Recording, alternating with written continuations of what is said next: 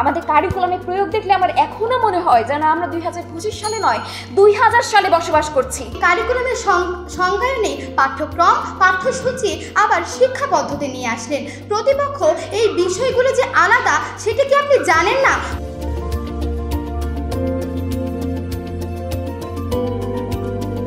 যথাযথ কারিকুলাম বলতে আমরা এখানে অবকাঠামোগত উন্নয়নকেও বলছি।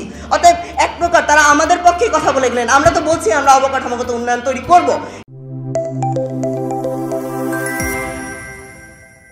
প্রতিপক্ষের প্রথম বক্তা বলে গেলেন বিজ্ঞান মানে প্রয়োগ করা, প্রয়োগ শিক্ষা। প্রতিপক্ষ আমরাও তো সেটাই বলছি, আপনাকে প্রয়োগ করতে হবে, আর তার জন্য দরকার মানসম্মত শিক্ষক এবং অবকাঠামোগত নিশ্চয়তা। বাংলাদেশের যে 64টা জেলা, এই জেলাগুলোতে আপনি মাসে একবার, দুইবার বা তিনবার এমন একটা ক্যাম্পেইন করেন যেখানে আপনি বাস্তবতা ভিত্তিক জিনিসগুলো দেখাতে পারবেন, বিজ্ঞানের বিষয়গুলো দেখাতে পারবেন। এটি কারিকুলাম পরিকল্পনা করেনি দেখে এই অবস্থাটি হয়েছে।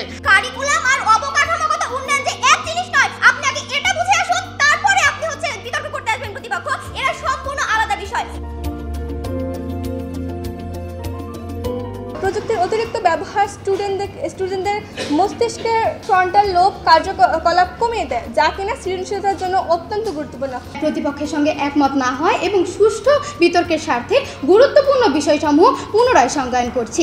প্রযুক্তি হলো মানুষের প্রয়োজন মেটাতে বা জীবন সহজ ও কার্যকর করতে বিজ্ঞান ও জ্ঞানের প্রয়োগ। এটি কেবল যন্ত্রপাতি নয়, বরং সমস্যা সমাধানের জন্য ব্যবহৃত পদ্ধতি, দক্ষতা ও কৌশলের সমষ্টি।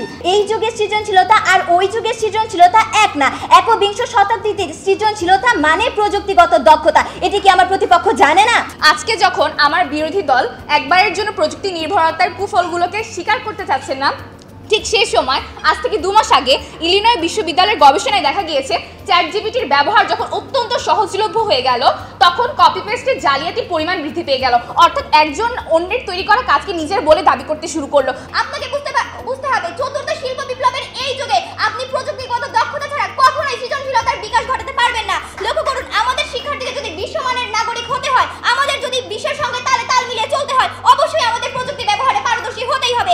আজকে তারা কেবলমাত্র প্রযুক্তির ব্যবহারের মাধ্যমে কি উন্নতি হয়েছে কিংবা শিক্ষার্থীরা কতভাবে এগিয়ে যাচ্ছে, কি শিক্ষামূলক ওয়েবসাইটগুলো ইউজ করছে সেগুলোর কথা বারবার বলেছে, কিন্তু আপনার দেখা লাগবে সিংহভাগ শিক্ষার্থী আসলে সেই শিক্ষামূলক ওয়েবসাইটগুলো ইউজ করতেছে কিনা।